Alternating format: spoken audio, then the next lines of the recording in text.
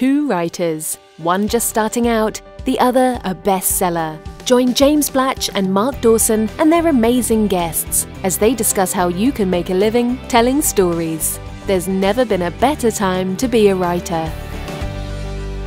Hello and welcome to the Self-Publishing Formula podcast with Mark and James. I hope you're having a great Friday or whatever day you happen to be listening to the podcast in this modern, non-scheduled world. Mark, I can't help but notice you've been, I was going to say you're clean shaven, but I can't say that.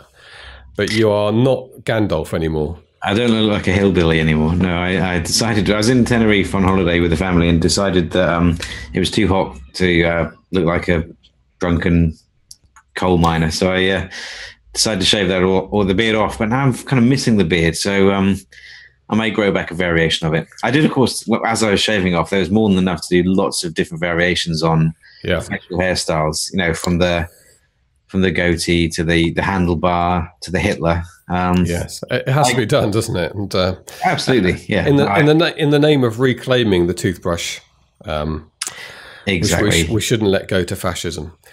Right. Good. Well, you look well rested as well, and that's good. You look like, I think you do actually. Hilarious. Yeah, I mean, the fact that you've asked me 14 times this week who's on the podcast this week. Yeah, I know. And you keep forgetting. That's not actually the guest for this week, for this podcast, because we're recording this 2 weeks ahead of the next broadcast, Complicated World. But we've got a great guest. We've got someone who SPF hearts and loves because she, right from the first moment she discovered SPF, it was an important part in her launching her career and giving up her day job. But she's somebody who's got the SPF philosophy all the way through her and giving back to the community and teaching others. She's embraced a couple of areas that she's really nailed. Can I say that? Because in America it means something different, doesn't it? A couple of areas she's really become an expert on. And video, Facebook Lives is definitely one of those areas. So we're going to hear from Cecelia Mecca in a few moments. But before we get that, Mark, there's been a lot of attention on your switch from the wide area that you were in before, distributing your books to Kobo and everybody else and Apple, etc., to try out exclusive again. I know you've been there in the past, but you've sort of made a fairly radical decision to go exclusive with Amazon. And as far as we can tell, the headlines of what you're posting every now and again and a few screen grabs, this has not been a bad decision for you. No, it's been a bit extraordinary, really. Now, and I'll preface this as I always do. Someone in the 20 books to 50K group this week said, Mark is now recommending that everyone goes into KU, which really couldn't be further than the truth. I'm a massive fan of Kobo. Obviously, we've had Chrissy Monroe on not too long ago. I'm a massive fan of Apple. I'm not such a massive fan of Barnes & Noble, but you know, I've sold well there in the past. Different authors have to think about which strategy they want to pursue, and it is very individual. And it took me, I almost lost sleep over this decision because I didn't want to upset my readers on other platforms. But saying all that, Amazon made me a fairly attractive offer to come back into KU again, and I did that, pulled the trigger in towards the middle of December, and the first month was fairly remarkable. So the books.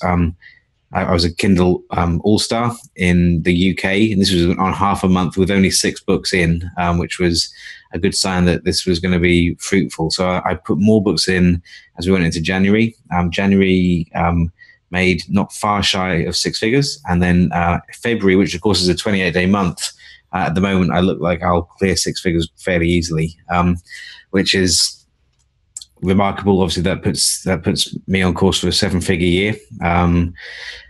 Yeah, it's nuts. I didn't expect it to be quite as effective as this. Obviously, I'm spending, it's not all profit. I'm spending around 10% of income on ads at the moment. So a lot of AMS ads, getting billed £600 every other day at the moment. And a decent amount on Facebook ads just to drive traffic to the books they want to promote. So chiefly the first one in the series.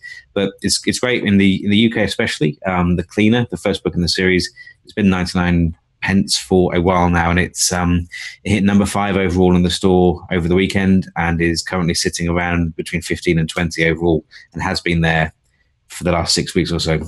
So really cool experiment that I think will be continuing for a little bit longer, because it's made a big difference to revenue this month. Yeah, that's fantastic.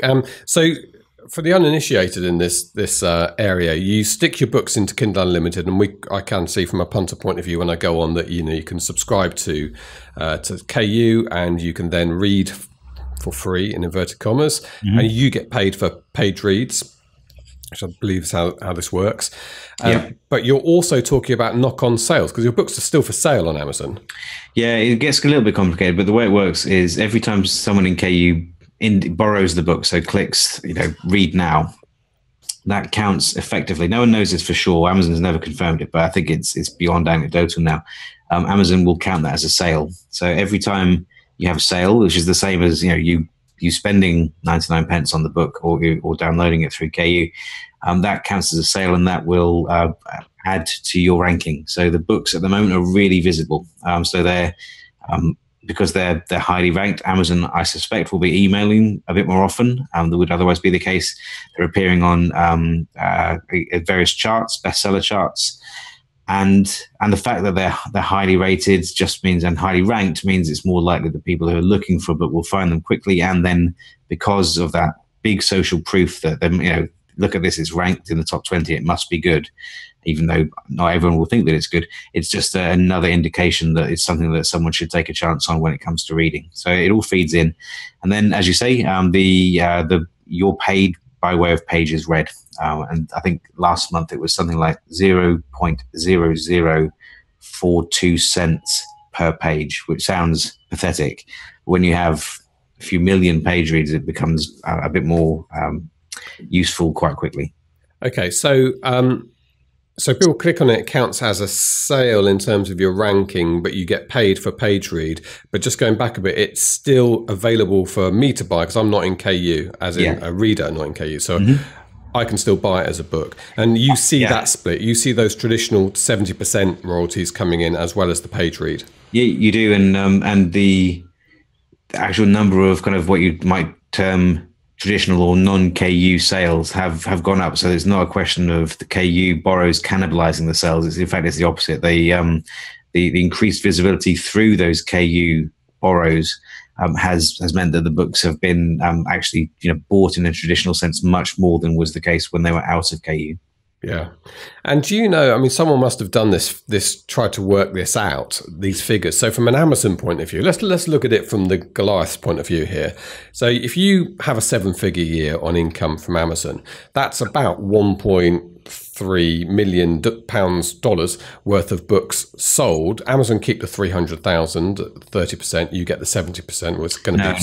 No. Okay, that's after that. So it's this is the royalty. So the numbers I'm giving you, the 100,000 or whatever it might turn out to be, that is my 70%. Yeah, that's what I mean. So you get your £1 million. That actually means you've sold 1.4 million worth of books, and they've kept their 30%. So correct. So if without KU, that's very easy for Amazon to look at, for you to understand. And you've sold 1.4 million, you get your $1 million, they get their 300,000, 400,000, whatever. It's complicated. With KU, who does it work best for? So how do Amazon work out whether, if they didn't have this book in KU and people had to buy it, would... There'll be a very, very complicated spreadsheet somewhere in Seattle that works all that out. But Amazon flexes the amount of money in the KU pot, because it's all... But basically, there'll be about 25 million each month, maybe more than that now. They've spent hundreds of millions on KU in terms of money to authors.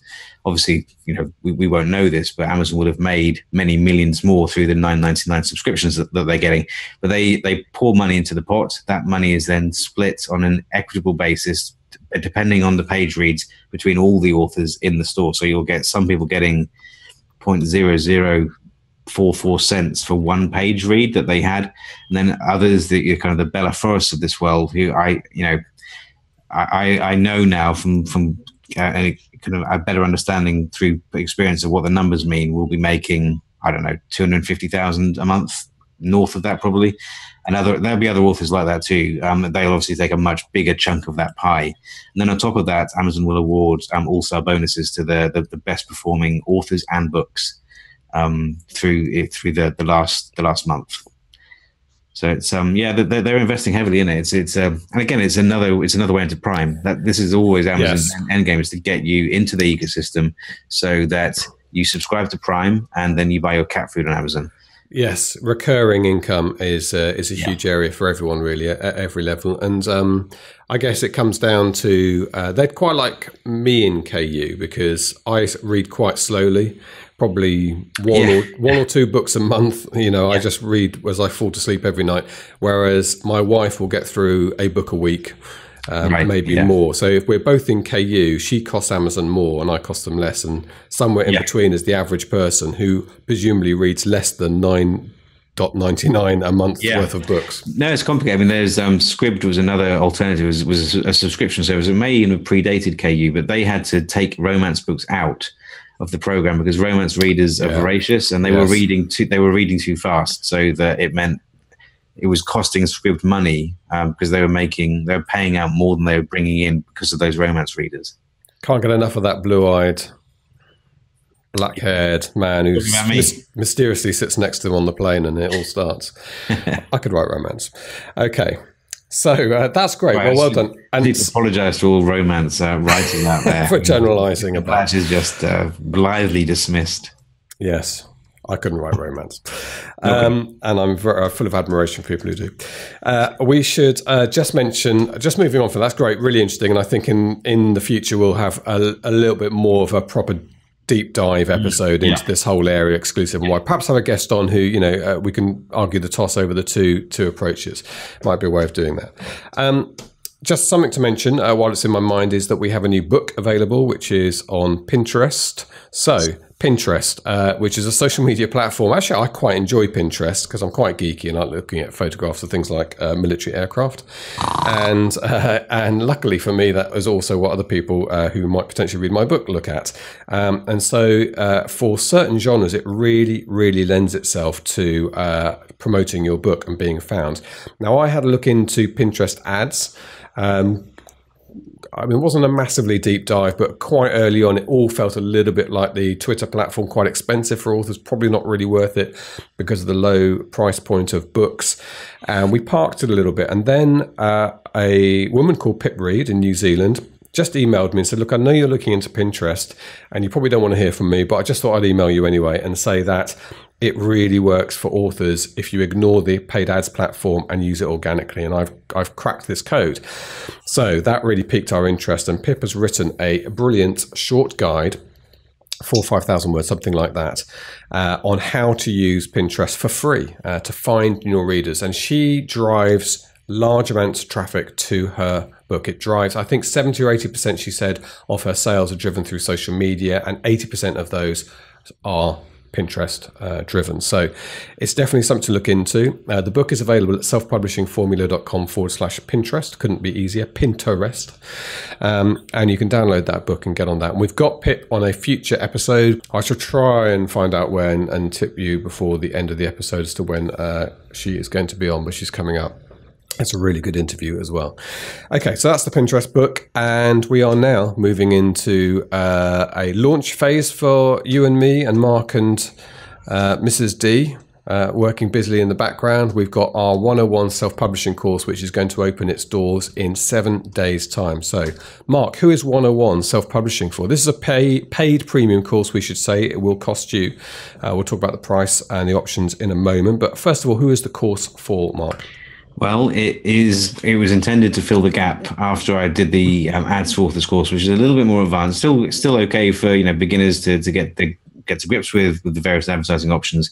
But I was very aware that lots of writers are struggling with basic things, and then other intermediate writers, people who have published before, are not having the success that they wanted. So what I wanted to do was to put together a course that covers you from the moment that you have finished your manuscript. So you type the end, what comes next. So it covers things like formatting, covers, metadata, uploading, building your mailing list, loads and loads on mailing list growth, simple advertising. What else? How to make the various retail platforms work for you, merchandising, promotions, everything that I could think of. I just basically dumped everything in my head into the 101 course. And it is, the intention was it would be the resource that that I was looking for when I started to self-publish, when I started flailing around in 2012, trying to work out why no one would download my book or give me reviews, or all of the problems that writers have. So yeah, we put that together. We're really proud of it. It's one of, we've had some amazing success stories through 101, as we have with ads. And this will be the third time we've released it. So it's only available twice a year. So it'll be available now, and then it won't be available until much later in the year. And yeah, we've had a blast putting it together. It's pretty busy right now, but it's going to be fun. Yeah, I say so myself. It's a massively comprehensive course, but it's also very easy to digest the way that we've organised it. So you step through, and it was your idea at the beginning, Mark, I think, to separate out the tech library so you can do the teaching and understand the theory, and then you go down to the tech and work out how to do it. So we've got a few new additions for this time as well. In fact, for the first time, we're going to bundle in a proper separate course with 101, and that is a tie-in to today's podcast episode, because that is done by Cecelia Mecca. So we asked Cecelia to author a course under the auspices of SPF on Facebook Live, and how to do Facebook Lives, what to say, how to organise it, how often to do it, all the rest of it. You can hear a lot of that stuff in this interview, but this is a step-by-step course on how to apply that. If you're already in the 101 course, you will get that, of course, for free as part of your enrollment. And if you're going to enroll this time, that's going to be for you as well. And we'll probably add that course. It's pretty close to completion, but we normally add it about 30 days after the launch period finishes, around there.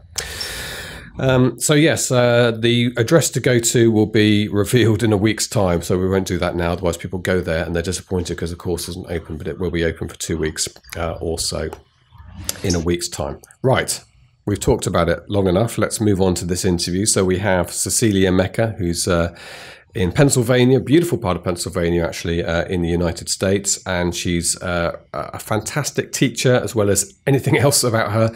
And she's really making this thing work. So let's talk about Facebook Lives. I'll just give you the URL for the download she's going to talk about in that as well. So she's done a little cheat sheet, the sheet that she gives out to her potential guests. Come on, because you will have to learn how to do this, basically how to interview people, which is much easier than it looks. And to get that cheat sheet, you can go to selfpublishingformula.com/FB Live. That's Foxtrot Bravo Live, Facebook Live, FB Live. Okay, let's hear from Cecelia.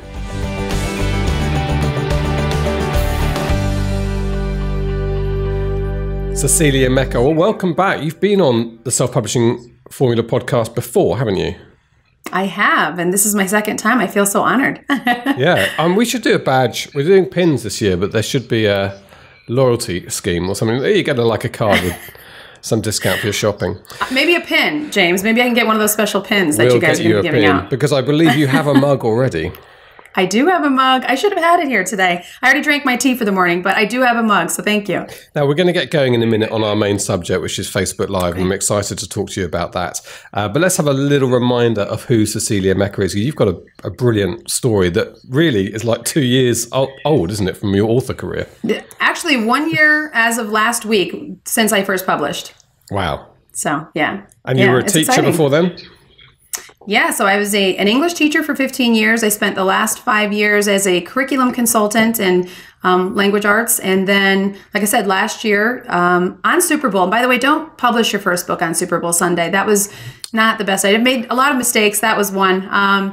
But yeah, about a year ago right now, I published my first book, and about to publish number 6 actually next month. So, or this month, the end of this month. So yeah, it's been a 1 year journey for publishing, but of course a few years before that I began the publishing journey and was writing. And yeah, so in August of 2018, I actually did leave my job, replaced my income, and am a full-time romance author now. So it's quite exciting. Yeah, and that was a great story, and we loved hearing it. Yeah. And your books are a fantasy version of medieval England, where I'm standing. Well, except I'm in the real one, and it's not medieval. Yeah, you're in the real one.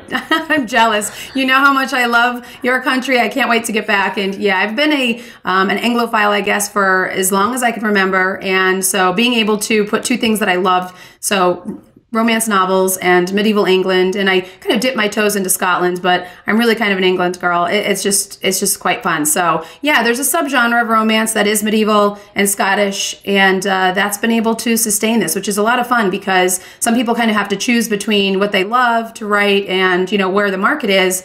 And I think I've just found this perfect intersection. You know, obviously there's a lot more readers in other genres like contemporary, but this is what I love. So this is where I'm at. It's a lot of fun. Good. And one of the reasons I mention that is because, you know, people from time to time do say, my niche is too small, I'm never going to be commercially successful. But I think you have very clearly shown that if you get your ducks in a row, as we say, you organize yourself properly, you can earn a living from this.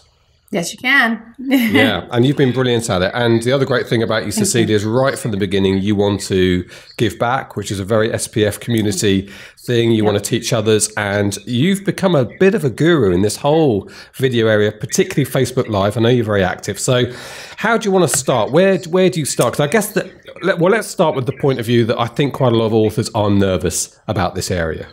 Yes. And understandably so. My very first Facebook, I should probably take it down. Actually, no, I'll leave it so that everybody can see just how bad it was. The first Facebook Live I did, I was so nervous to be on camera that I wasn't. I turned the phone around, and the very first one I did was a video about a giveaway. And so I was giving away a whole bunch of paperbacks, and so I videoed those, and I said, here are the paperbacks, signed paperbacks.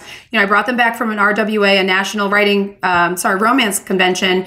And I said, here's what I'm giving away. And that's how embarrassed I was. And I think it was 3 or 4 videos later that I finally turned the camera around. I think the second one, I showed my very exciting writing space, which is my couch. Yeah, so I completely get that. I was so nervous that I couldn't do it in the beginning. But once I kind of had the process down of this is what it is to go on live, I finally turned it around. And it took a while for me to get kind of comfortable because, you know, it's just not something you do every day. And I'm somebody who speaks in front of, or, you know, in my past career, spoke in front of crowds.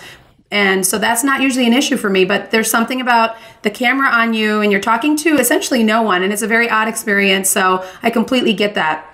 Best piece of advice I could give there is just to do it. I mean, there's no other way. Jump in. If you want to turn the camera around like I did, go for it, especially if you have kind of an interesting writing space or if you're giving something away, absolutely do that until you're comfortable. And there's some other things too. You know, you can go live in a private group. You can test live and kind of try it out before you're actually in front of a group. So, but aside from that, you really just have to do it and kind of get used to it, and you will. Yeah, absolutely. And I think there's no substitution for doing it and improving with experience over time, but you do have to get going at the beginning.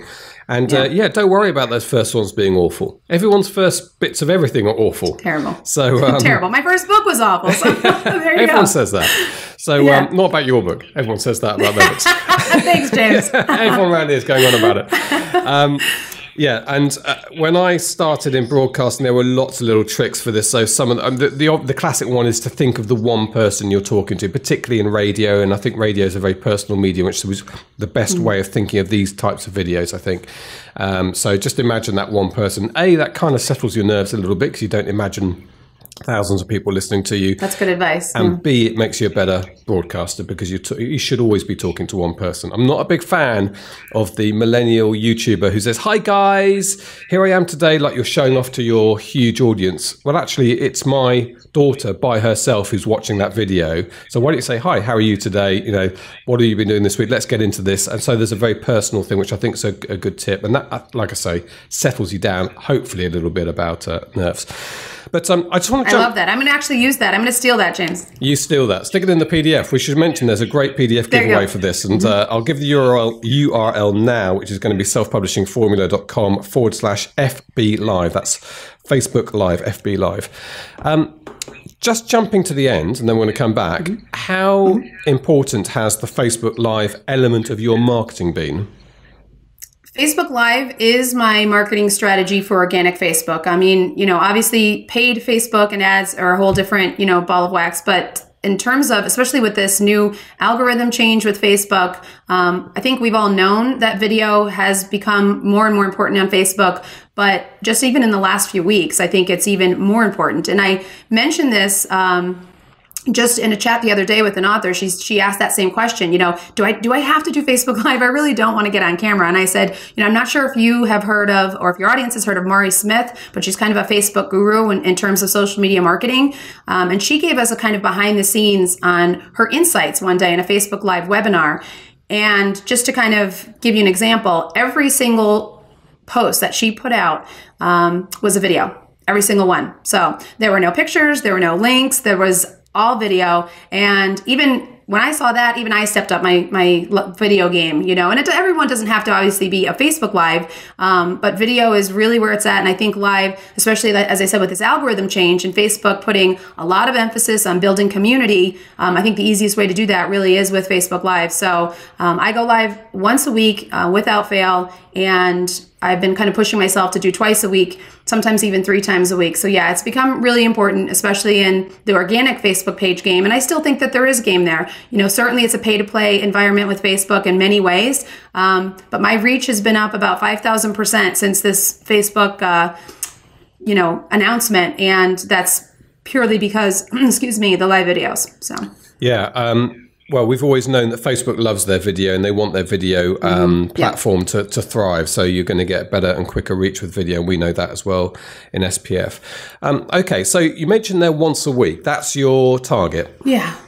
Yeah, so I have a thing called Medieval Monday. So it started off as Medieval Monday Live, question and answer plus giveaway. And, that was a mouthful. So it's Medieval Monday. Every Monday I've established that I go live. And if I was a really, really organized person that could control my kiddos, my 2 young kiddos, I would actually have a specific time for that too. And that would be the best case scenario. But I don't. Life is a bit unpredictable. The kids are a bit unpredictable. So my readers know that I'm live every Monday, but sometimes it's during the day when I'm home. Other times it's at night. But I found that just by kind of checking my insights every week, seeing when I have people on there, and really between 3 and 8, it's pretty steady. I can just about go live pretty much any time and get the same number of users. Now, if I'm doing a new release or something special, then of course I schedule that. I tell everybody ahead of time, but more often than not, I just go live every Monday. And then, as I said, some other days as well, but I kind of make Monday my live day no matter what. And sometimes that's hard because really, frankly, I think that us ladies have a bit of a disadvantage. I have to all of a sudden do my hair and my makeup, and I hadn't planned on that. So my new thing has been going live with my New Orleans Saints cap. So, Sorry, do you think this happens by accident? I don't know. I tend to think that you guys just kind of wake up like that. You are exactly right. You are exactly right. Yeah, that is an advantage. You mentioned insights there, and I've noticed Facebook's doing its best to draw people's attention to insights as a kind of arrow and a big blue block appearing now. But I think some people will not know what you mean by that. Should we just talk about that? Sure. So once you can navigate to, we're talking about Facebook pages now. Of course, you can go live in Facebook groups. You can go live on your profile. I don't do a lot of marketing on my profile for the book. So I'm speaking mostly about Facebook pages. But when you go live on a page, you can navigate to a tab called Insights that gives you some insight into, what your Facebook Live has done.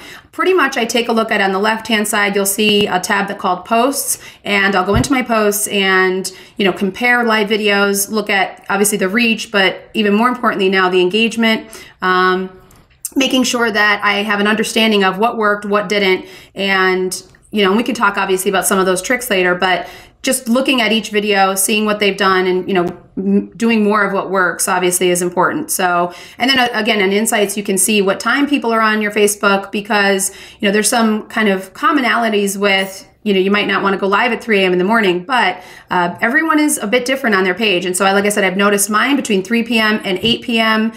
By about 8:30, it starts to tail off. That's my most active user base, and so that's when I'll make sure that I'm live. So, you don't have to be, analytics out the wazoo there, but just checking, what time are people on and what are the videos done that I can improve on. I think they're the 2 most important insights. At least they're the ones that I look at. Yeah, and we should say that the algorithm change that's you referred to earlier, and Mark's been looking into this.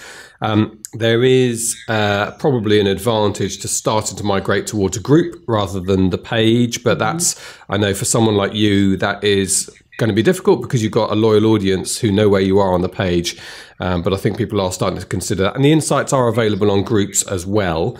They are, right. And I do have a group, and I do live in the group as well once a week. And that's just as important. I think that, I've had this group that originally started off as an art team, but now is a little bit more of a broader research group. Once that algorithm did change, I opened up the group. So before you kind of had to apply to become a border ambassador, right? So my series is the border series. The border ambassadors help me spread the word about the books, and we chat about books. I do exclusive giveaways for them in that group. But now, I have migrated that to be a little bit more of a public-private group, and I definitely plan to move people from the page over to that group. And going live in there is invaluable because it is kind of a smaller space. One of the things I do there that's interesting is I don't do my hair and I don't do my makeup. I know that sounds silly, but I jump in there anytime and I say, good morning, guys. I have the messy bun. And for some reason, they really tend to like that. And it's a lot of fun. And I just feel a little bit more freer in there to chat. And I get so many insights from them. We were talking this week about my next series. And so I'm absolutely getting my pulse on, where they're at, where their heads are at in terms of what they want. And that group has been invaluable. So I would say going live on both is probably the way to go. That's interesting that you treat them differently. I mean, you can cross post. We run this video will go out on our page on a Tuesday night at 10 o'clock UK time. Does every week, and once it's set up in advance, we cross post it to the group so it goes across all. But I'm interested in the way that you've chosen to have a slightly different brand in your group. Is that because they're ambassadors, because they're kind of a closer team to you than the wider audience of your page?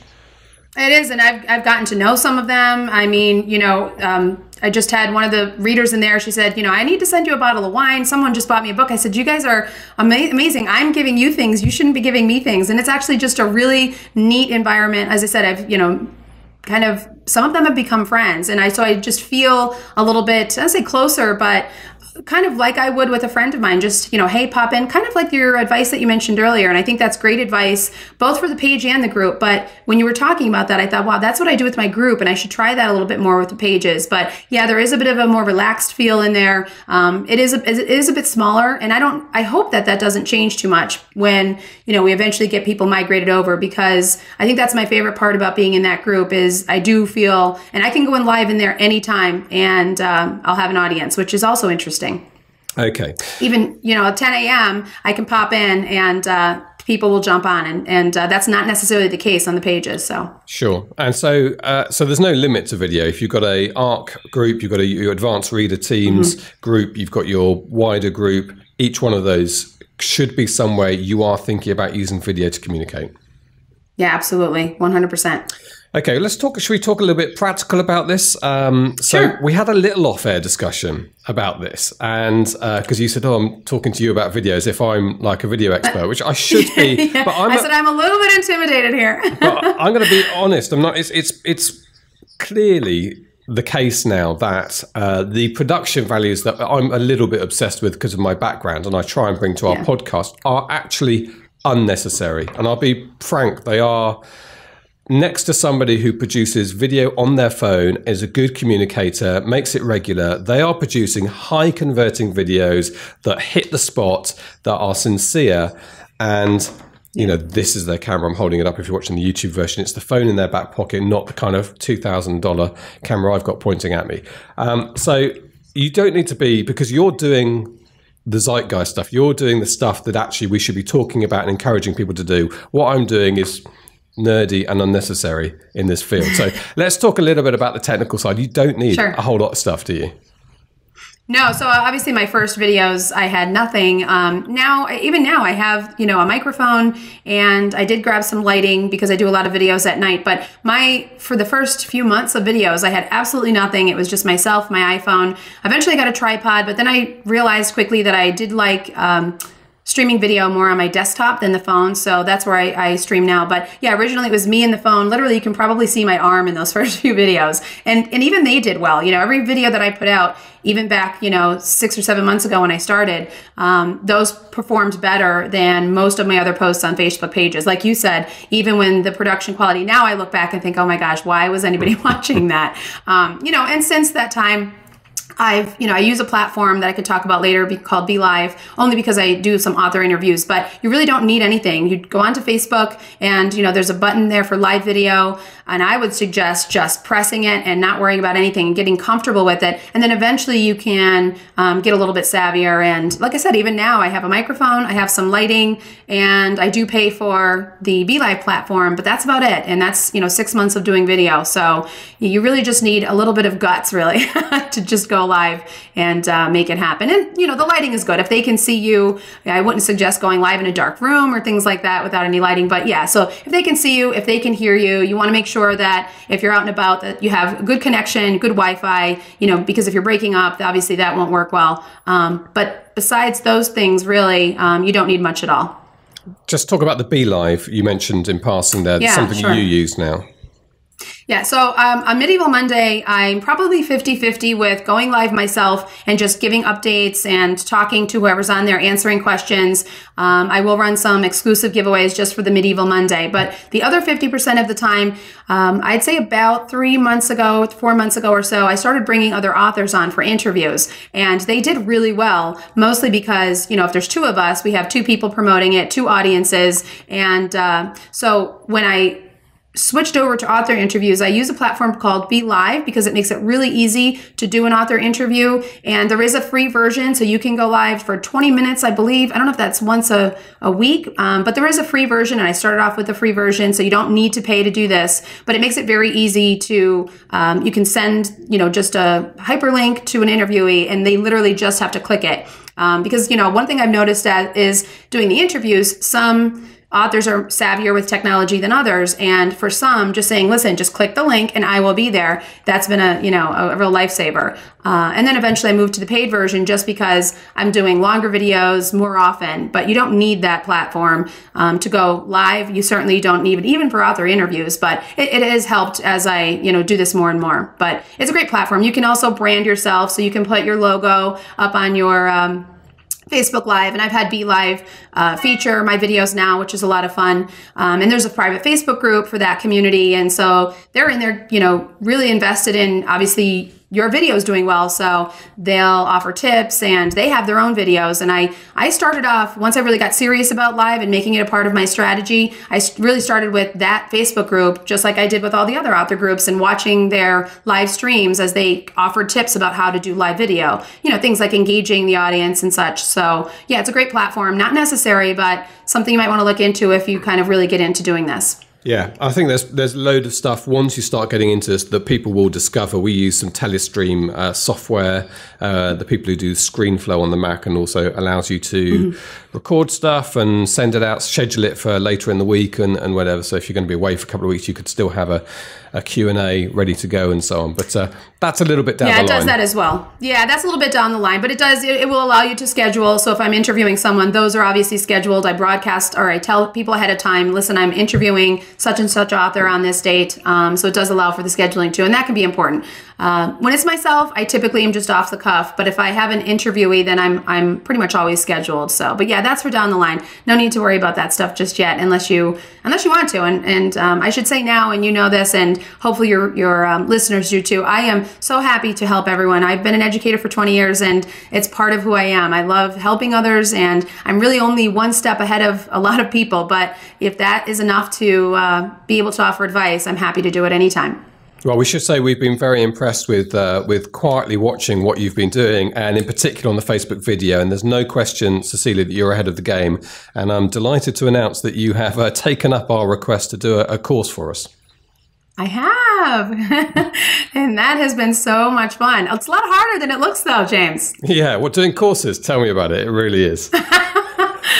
Yeah. Yes, I'm really, really excited about that. As a matter of fact, I think I'm recording the very last, well, probably not last. I'm sure you'll have me redoing some things, but I'm recording the last segment of that this afternoon. So yeah, I don't think people realize what goes into recording and producing a course. It takes it out of you. I mean, I did one between beginning of Christmas and middle of January, and I was 14-hour days doing it. It's a slog, but it's their production they're productions, but they're full of content. Everything's got to be planned and so on. And that's why we came to you, Cecelia, because we knew, and I've been to your house, I've seen you working. I know how dedicated you are to this stuff. So we're very excited about this course, and there's going to be more details about that. Mark and I will talk about that in a minute.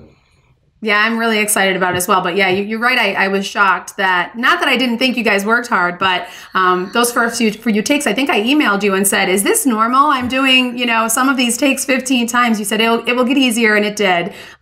So it's been a lot of fun though. Great. Well, I'm looking forward to editing it. which I'll do. There'll be some editing needed, I think. That's fine. Okay, look, shall we talk? We talked a little bit about the technical, and I know you've said dive in there, press the button, start recording, but I know what's in people's minds listening to this is, what am I going to say? What am I going to say? Yeah. So. Yes, that's the next thing. Sure. Okay, so obviously in the course, there's all kinds of tips, but just, to try to think of some of the easy ones. Question and answer. One of the things I think people will be most concerned of, just because I was in the beginning, what if no one is there? First of all, and they very well might not be if you don't have a scheduled live and you're just doing it in the beginning, but that's okay. You can even have a question and answer if you're all by yourself, because you can ask readers questions ahead of time, write out some questions ahead of time and say, okay, I got this question earlier and I'd like to answer it. But then eventually people will be there, and the question and answer is a lot easier with live people, but not even necessary. So question and answer is very popular. I definitely do anytime I have news to share. So a new release, a cover reveal. Last night's Medieval Monday, I did an unboxing. People love unboxing. So I got the latest release that's coming out in February. And so I unboxed it and announced a paperback giveaway. That's always a lot of fun. One thing I would suggest is asking your readers for ideas. So I would do that in my private group, or you can do it in a newsletter. I'm going to be doing a live segment. What would you guys like to hear about from me? And that's actually how the Medieval Monday got started. When I started a regular segment, I said, okay, what do you guys want? And they said, some of the research that goes behind your books, we would love to hear more about that. And that's why I do Medieval Monday. I typically offer a tip about how I just was researching tournaments yesterday, and this is an interesting fact about, the medieval tournament in England, and share it. That's how that kind of got started. So, ask your readers. And don't be intimidated if there isn't anyone there. The Facebook Lives, sometimes you might think, okay, that's it, I'm stopping, there's no one here. But those lives will gain legs even after you're done being live. And so don't worry about that. Even if there's no one, just keep going, keep talking. If it's for, I'd suggest at least 5 minutes, but for me, about 15 seems to be ideal, because by then you want to give people time to jump into the live video. And I've done them for, up to an hour, but usually they're about 15, 20 minutes long. But just go live for at least 5 minutes and keep talking, and eventually you'll get some people to watch. So again, question and answers, ask your readers for ideas, think of regular segments that kind of go along with what your book is about. One of my favorite lives, and of course the interviews are a lot of fun too, but one of my favorite lives, we do a segment now called Under the Kilt, because it's Scottish romance. So we kind of, There's nothing under the kilt.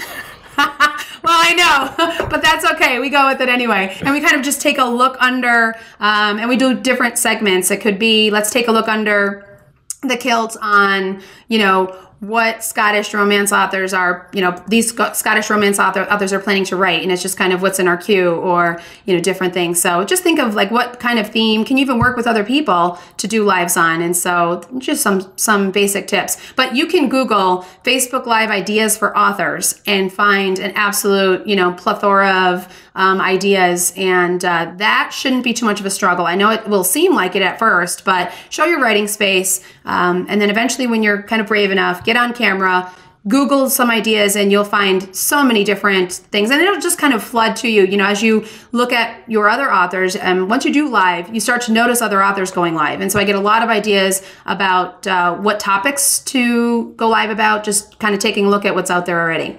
And do you make notes, Cecelia, before you go live? Sometimes it depends. So if it's just kind of off the cuff, last night I didn't at all because I knew it was the unboxing. So I knew kind of at this point, I always make sure I introduce myself, introduce my topic. Always about 5 minutes in, I reintroduce myself. And that's something that you'd want to do because people will jump in and out. And so you just kind of real quick, I'm Cecelia Mecca, historical romance author, and today we're unboxing the video. And I knew that would take up some time. I knew we were going to be talking about the new release, but other times I do. And actually, BeLive has an agenda tab where you can kind of write out notes. And I always do that with interviewees. So I'll just make sure that the 4 or 5 main points I want to hit are jotted down. So it just really kind of depends. And then in the reader group, never. It's really just, hey guys, I just released the 3 books on audio, and who wants codes for that? Because I have some review codes, and that's it. And those tend to be my best ones, actually. So yeah. And do you you mentioned earlier that you give people a chance to join, or you're aware that people jump into a live. So does that influence the way you sort of have an agenda within the live? Maybe the beginning 5 minutes doesn't have the main meat in it, whatever. Yeah, and that's actually a good point because, and I guess this is something that just comes from teaching and doing workshops. Most often, and I don't know, I always wonder about, James, if this is how you do your interviews. Most often, the best questions and topics come from what people are asking and, where the conversation is heading. So that's why I typically only have maybe 1 or 2 points that I want to hit, and then really, especially once you're doing it and you have people there. In the beginning, I was definitely more plotted out. I was a little bit nervous about, what if I say everything in the first minute and have nothing to talk about? But once you have listeners and viewers, really the kind of topics guide themselves from what they're asking and, that kind of thing. Yeah, absolutely. I would say that occasionally people ask me for interview tips, and my only tip I ever give on interviews is the same one, which is listen to the answers. And it sounds like a really silly thing to say, but when you first start out interviewing, you will not listen to the answers. You'll be thinking about your next question. You'll be nervous about what's going on. And you will hear people in the early stages of their careers ask a question that's literally just been asked. So you'll hear maybe a very patient interviewee saying, well, as I was saying, the reason I went to London was, but yeah, listen to the answers. And the great thing about that is it then becomes a conversation. And then things start occurring to you. And, the key thing in my mind is always, what is the person listening thinking? So if you say something, I think you've done it a couple of times in this interview, that didn't have a complete explanation behind it. So that's your job as an interviewer to say, actually, just what is that? And if you think someone's thinking that, ask it. So listen to that's a great tip. And it's harder than it looks. I will say that, interviewing other authors, I thought that would be as easy as just going live. Not easy. I mean, as you get used to it, it's not a big deal. You turn the camera on and go live.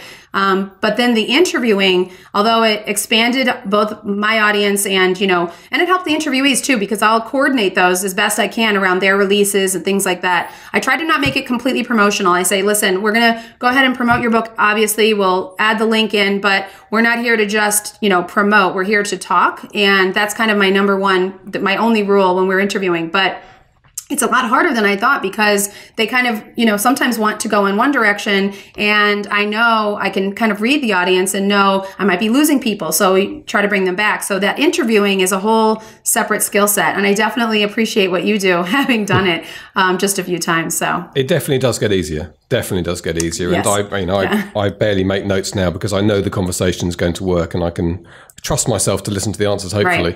Right. By this stage. Okay, so we talked a little bit about the technical side and a little bit about what to say and preparation.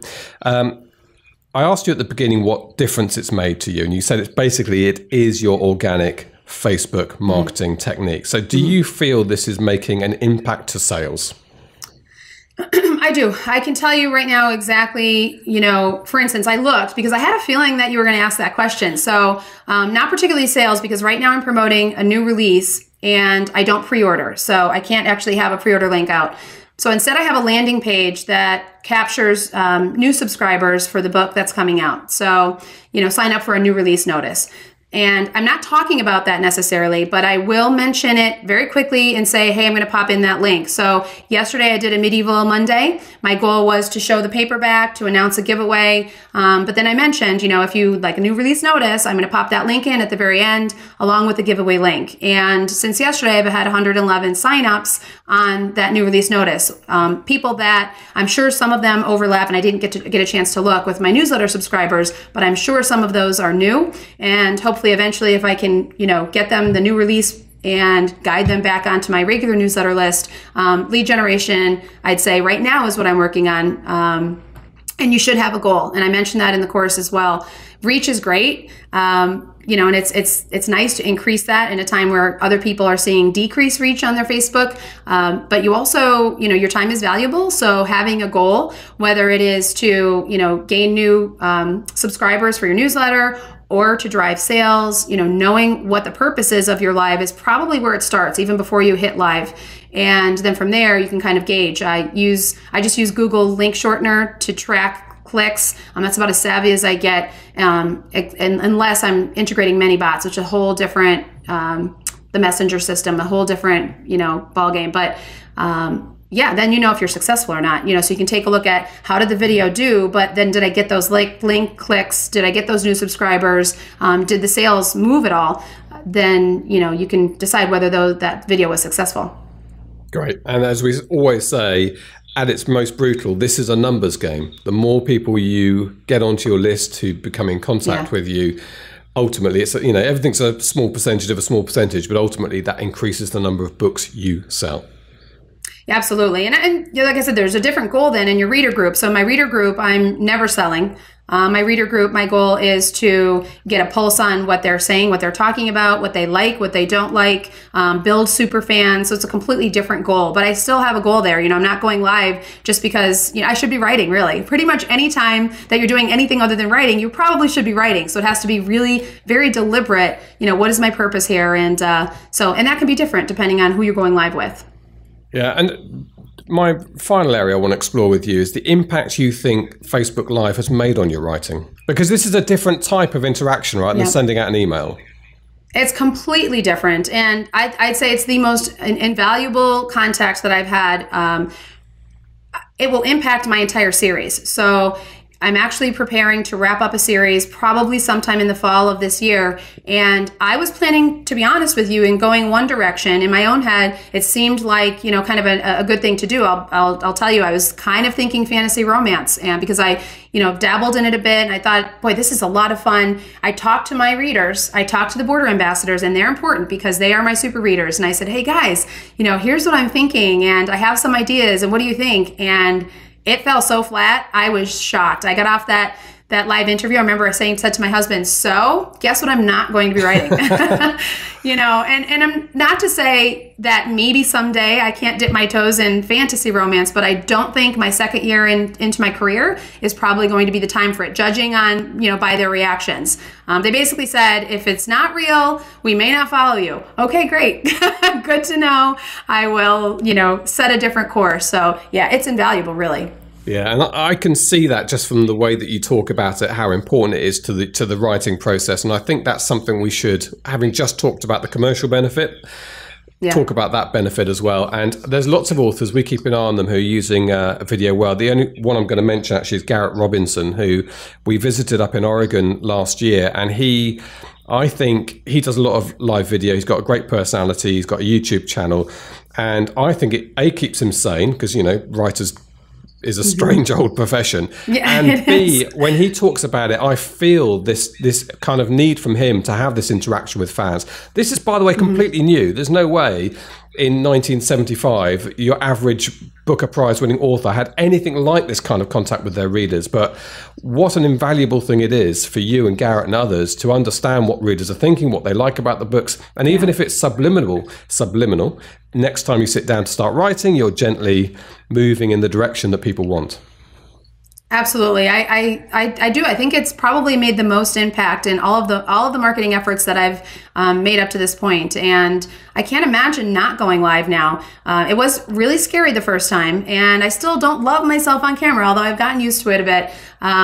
But that interaction, that question and answer is, especially live, I have some readers that will say, or viewers that will say that that's really just how they want to talk to me because, I'm using their name, I'm being personal. And that's something I would definitely do too. You get eventually, if you're doing lives, you get comments, and especially if you have an agenda, if it's a new release, let's say, and I really want to tell them about these two characters, but that just has to take a back seat to the people that are there. If they're asking questions, make sure you address those. And that gets easier too. In the beginning, when the lives got big enough that there were multiple comments, I really kind of had to do it afterwards because I wasn't savvy enough to kind of do both. But as you get used to it, you can constantly acknowledge that the viewers are there, acknowledge them by name, address their questions. BeLive has a function where you can actually put their question on the screen, but again, that's for later. And they really do like that. And they want to know that you're there and that you see them and that you're hearing them. So yeah, that's a good point. So I'm glad you made that.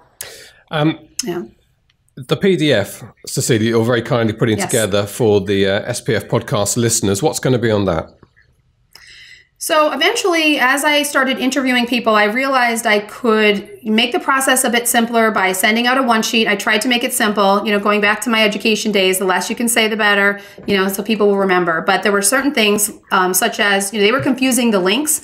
There's one link that they needed to get into the interview and then another link that they could promote to their own readers that would turn into the live video eventually. So I include 2 interviews. It's a one sheet. It has both of those links and very kind of clearly delineated, what they do. And then just some tips like, wearing headphones, if they have them, how to get on if they don't have some authors didn't have video or audio on their desktop. So that's fine. You can use an iPhone, but, have somewhere to put it, maybe have a tripod.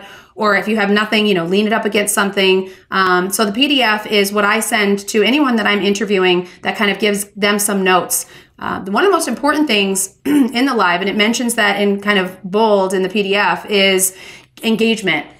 For the longest time, I had a sticky note on my laptop that said, ask questions. If you're talking to the viewers, it's not an interaction. So I have to, even now, remind myself, stop, ask questions, because that, the more they answer, the more hearts, the more likes, the more comments, that actually spreads the video and gets it seen. And so if I can communicate that to the interviewee as well, and we both do that, there's a better chance that the live video will get seen and will have greater reach. So yeah, it's just a one sheet that I send to anybody that I interview with some tips that I've gained along the way.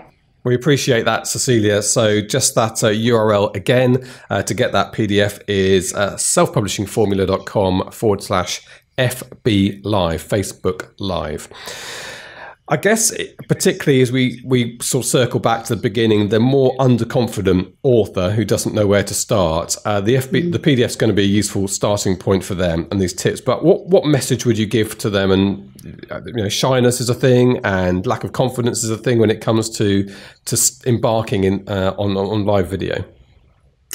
Embrace it. It's normal. I mean, I've gone live every Monday and at least one other day of the week for months now. And every time I'm about to hit live, I get a little butterfly, and I think that that's normal. So it happens with everyone. So just, embrace it as a part of, we all know that putting ourselves out there and doing something that we don't usually do is where all the really good stuff happens, right? So they say that. I do believe it's true. If you're so comfortable that you don't have those little butterflies ever, that means we're not pushing ourselves. So, and I know that this can be really scary because it's, one of our greatest fears is talking to people. And even though it's live and they're not sitting there in front of you, certainly you're imagining them. And maybe, with James's tip, we're only imagining one person, but it is scary. It's scary. I wouldn't say scary after so many months, but it definitely gives you this is out of my comfort zone feeling, but that's okay. It's normal, and it's actually not a bad thing. So it's in some ways a good thing. So just give it a shot. Okay. Cecelia, thank you so much indeed for joining us. I need you to get back to the course now and make sure it's finished. No dilly-dallying. No dilly-dilly. No dilly-dallying. And thanks for the under the kilt reference, which I think is probably a first for our podcast. Sorry about that. I am a romance author after all, so. You are, and that is a mystery. Okay. It's a mystery author as well. Cecelia, thank you. All right, you're welcome. Thanks for having me, James.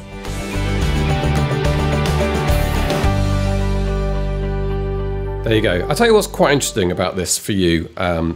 First of all, what a fabulous interview from Cecelia. You can see what I mean about how clear she is and how authoritative she is about what she's learnt. And we're very excited about the course that she's done for the 101 students. It's going to be a separate course. So 101 is kind of quite a big thing with lots of things bundled into it. This will be a separate course that goes along with it. You get it for free when you sign up for 101 or if you're already in the program. And so that was great. I'll tell you what's interesting from your point of view, Mark, is that I think when I first met you, a bit like My Fair Lady, you were rough around the edges in front of the camera, weren't you? Yeah, terrible. Yeah, I was awful. I hated it. It's a question of practice and Yeah. just getting, and not being. Just think about it as a chat. It's something that you get used to. I didn't even used to like the sound of my own voice. I used to hate making phone calls when I was a child. Used to hate it, but the more you do something, the better you get. And actually, someone the other day sent a nice comment in the Facebook group. I had a dope voice. I don't know what that means. Dope. It might, whether it's to do with drugs or not, I don't know. But I think it was a compliment. Dopey. Thank you for that. Yeah, but no, practice makes perfect. Obviously, you've helped me a lot along the way as well. I quite enjoy doing it now. It's fun. It's one of the things you reach out to your fans. What's not to like about that? Yeah, I mean, I'd like to claim credit for it, but the truth is it is just about doing it. And I think it's those initial ones that put people off and stop them crossing that threshold. And here's a secret. I'm going to give you a top professional tip to start off with, is that the very first few times that you do a Facebook Live, they'll be pretty awful. Okay, there's no getting around that. And that's the same for everybody. You feel self-conscious, you don't know what to say. But with a little bit of guidance and structure, the sort of thing we've heard from Cecelia, and just doing it, it'll become second nature. And it should do, because it's 2018 now, and then talking to each other via video channels and so on is very much the way that we communicate. Your kids will do this much more naturally than you will probably. But it's, from our point of view, as we always say, from a business savvy point of view, don't want to leave money on the table. Another way of engaging readers, of turning them into more than just a casual acquaintance in terms of a reader, but of a fan of yours, and somebody feels like they know you and they're invested in you personally, and they're going to be ready for that next book when it comes up. Yeah, absolutely. It's something that is incredibly important. Video is big these days. Facebook loves video, so all the changes to the algorithm about posts being downgraded for reach, organic reach. I suspect different rules apply for video. Video is still something that Facebook is pushing to corral for itself. Obviously, YouTube is a big competitor there. And Facebook Live gets a lot of reach. You'll find that you get loads and loads of views. Those can be shared. And before you know it, if you have a successful, if you follow the lessons that Cecelia lays out, then before you know it, you could have a regular forum where you meet your fans and you're gathering new fans all the time. So, and it's free. I don't really know what's not to like about that. Yeah, absolutely. Okay, well, look, I hope you've enjoyed that episode. And just a reminder of that, where you can go to download that PDF from Cecelia. That is selfpublishingformula.com/FB Live. And the Pinterest book is the same URL except /Pinterest at the end. Good. Well, you and I better go and do some work. We're going to get this 101 course up and ready. We've got some revisions to do. We've got a guest coming in, haven't we? A very specialist guy from the community who's going to talk about keywords and categories, a very important area. So it's not something you're not good at, Mark, but it's good every now and again to get a real specialist in. No, I'm good at everything. Not really. No. You've lost your powers now because your beard's gone. That's very true. Yeah, no, and we won't name him, but he is very good at this. So yeah, it'd be great to get him in. Yes, absolutely. Good. Okay, look, thank you very much indeed for listening. I hope you had a great week writing. You can have a great week selling next week. And let's start to see some of those Facebook Lives. It'd be great, if you can cross-post a few of those into the Facebook group so we can see how you're getting on and we can be supportive of those initial slightly dodgy ones that we all had to go through. Have fun with that. We'll speak to you next week. Bye-bye. You've been listening to the Self-Publishing Formula podcast. Visit us at selfpublishingformula.com for more information, show notes, and links on today's topics. You can also sign up for our free video series on using Facebook ads to grow your mailing list. If you've enjoyed the show, please consider leaving us a review on iTunes. We'll see you next time.